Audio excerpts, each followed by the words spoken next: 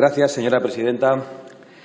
El presidente viene al Congreso a contarnos sus supuestos éxitos negociadores en un lenguaje pomposo, afirmando que España ha vuelto al corazón de las decisiones y a la columna vertebral de Europa. Y el PP y Ciudadanos vienen, de alguna manera, como estaba previsto en el guión, a negar esos supuestos éxitos negociadores en la Unión Europea. Pues bien, a nosotros no nos van a encontrar en esta discusión, ni en el discurso hueco que hemos escuchado esta mañana del señor presidente del Gobierno, de nuevo en este templo del eufemismo. Porque cualquier español y cualquier europeo con sentido común entendemos que se avergüenza recordando el grosero reparto de sillones y cargos que se ha protagonizado el pasado verano. Para nosotros causa estupor la utilización de los distintos cargos de las instituciones europeas como premios o castigos de partido, como pagos de deudas o como asignación de cuotas entre grupos y lobbies comunitarios. Pedro Sánchez nos ha contado la importancia de los sillones conseguidos, y ese es el lenguaje que todos ustedes entienden. Pero más allá de los partidos y de los grupos de interés, lo cierto es que a los europeos les da igual que la Comisión esté liderada por Juncker, por von der Leyen, por Weber, que Lagarde suceda a Draghi o que el Mr. PESC sea el señor Borrell o cualquier otro. Por cierto, enhorabuena, señor Borrell.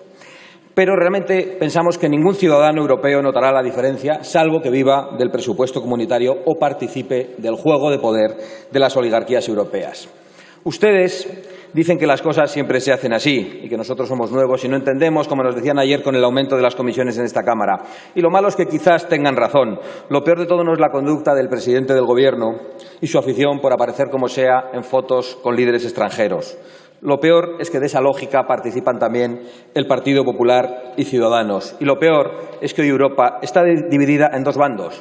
La Unión Europea bunkerizada en sus propios intereses, por un lado, y por otro lado, los ciudadanos europeos que no ven qué tienen que ver esos intereses con ellos. Y ustedes, señor Sánchez, señor Casado, señor Rivera, señor Iglesias, están en realidad en el mismo búnker. Y por eso ha aumentado la participación en las elecciones europeas, señor Sánchez. No para respaldar lo que ustedes creen, sino que ha aumentado porque cada vez más ciudadanos buscan alternativas a todos ustedes. Por eso la discusión hoy aquí no puede esconder el hecho de que lo importante ustedes coinciden. Profundizar en la Europa de bloqueo y del fracaso, en las fórmulas burocráticas, oligárquicas y despóticas que han llevado a la Unión Europea a la situación de fracaso actual. Incluso en el fragor del debate hoy, el señor Casado decía que usted defiende las mismas políticas migratorias que defienden ellos. Efectivamente, 24 millones más de euros para MENAS ha anunciado la Comunidad de Madrid ayer mismo. Y defiende el señor Casado, como es lógico, porque fue su portavoz, al señor Mariano Rajoy, un registrador de la propiedad que llegó a decirnos que él no creía en las fronteras. Observen con detenimiento las votaciones en el Parlamento Europeo o las iniciativas de la Comisión en las cuestiones de fondo. Y yo creo que tendrán que reconocernos que ningún ciudadano será capaz de distinguir entre la Unión Europea de Sánchez, la del señor Casado, la del señor Rivera o la del señor Iglesias. Más burocracia institucional, más intervencionismo económico, ideológico y más ingeniería social. Y por eso hoy el señor Rivera y el señor Casado han salido a esta tribuna no a hablar de Europa. No podían hablar de Europa, sino de otras muchas cosas, porque en Europa fundamentalmente coinciden con el señor Sánchez. Y por eso salían hoy a acusar de electoralismo al señor Sánchez, pero han hablado aquí de muchas otras cuestiones que nada tenían que ver con el objeto de la comparecencia. Y a mí, señor Casado, me parece muy bien que estén ustedes de acuerdo. Lo que no se entiende es por qué no van juntos a las elecciones. En lugar de ese España Suma que andan proponiendo a diestro y siniestro y en el que no están de acuerdo ni ustedes mismos, propongan el Bruselas Suma y se juntan todos ustedes.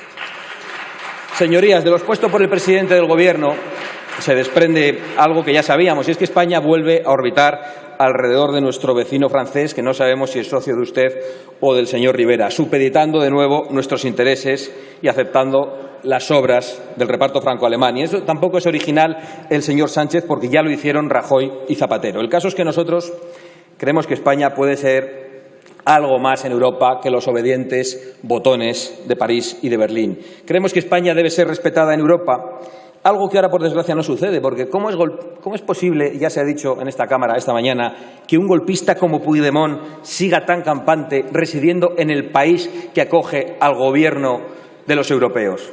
¿Ustedes no ven la afrenta o es que les da igual? Y, por cierto, señor Casado, el señor Puigdemont se le escapó al señor Rajoy. Al señor Rajoy, que defendió la posición del tribunal alemán y de la ministra de Justicia alemana cuando se negaron a entregarnos a Puigdemont. Al mismo señor Rajoy. Nosotros decimos lo que no pocas señorías piensan en privado. La Unión Europea es hoy una máquina descontrolada y voraz. Y estamos seguros de que ninguno de los padres fundadores fueron jamás capaces de imaginarse que la Unión Europea podría prohibir el uso del coche, del avión o decirnos qué comer o no en función de ese nuevo concepto que se han inventado de la Europa climáticamente neutra. Este es el término en politiqués, porque en lenguaje vulgar ecologista es la chaladura esa de que los gallos violan a las gallinas. Pues bien, la Unión Europea, tal y como la ha configurado la dictadura progre de izquierdas o de derechas, se dedica justo a eso y a cualquier otro capricho o locura de las élites o de los lobbies globalistas. Es incluso peor. Esas oligarquías europeas han dado la espalda a los europeos, traicionando la democracia. Y ante los problemas que ellas mismas crean, señalan otros culpables. A veces el culpable es Víctor Orbán, otras veces es Matteo Salvini, otras veces, está más lejos, es Donald Trump, o es Boris Johnson en este momento, o son los polacos. Pero los culpables siempre son los otros. No hay ningún espíritu de autocrítica en esas oligarquías. Nunca esas oligarquías europeas que ustedes apoyan hacen la más mínima autocrítica. Incluso han llegado a criminalizar a las naciones soberanas, a los europeos, en definitiva, cuando dicen no a sus proyectos.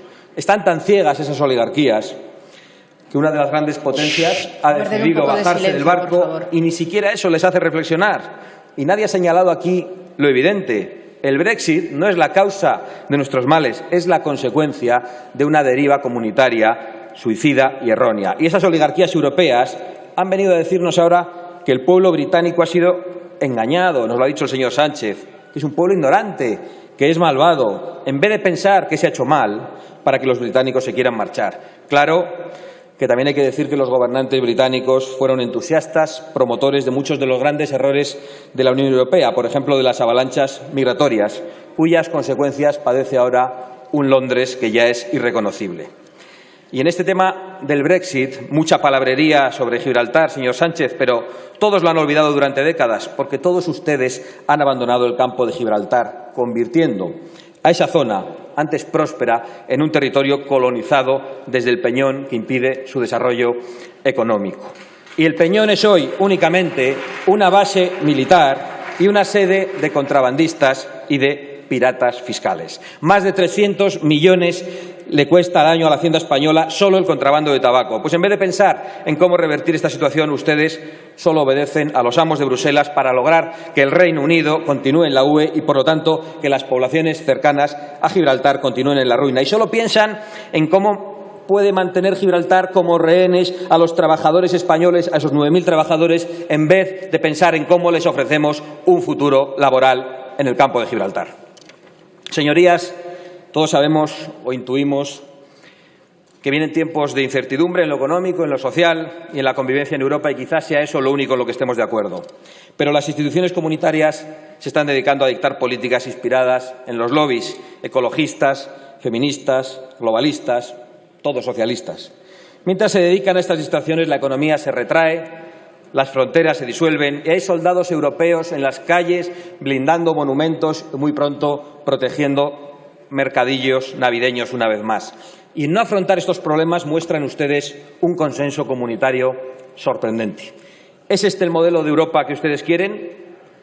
No será porque no hay alternativas. Frente a esa deriva de la Unión Europea, decrépita, abusiva y multicultural, nosotros nos alineamos con el espíritu fundacional de la Unión Europea que defienden hoy, entre otros, los países de Visegrado.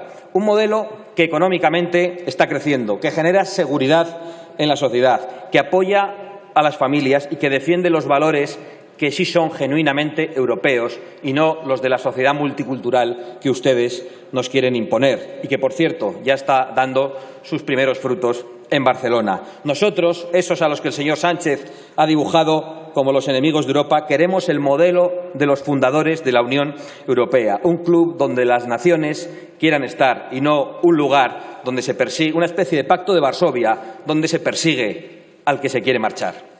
Concluyo, señorías.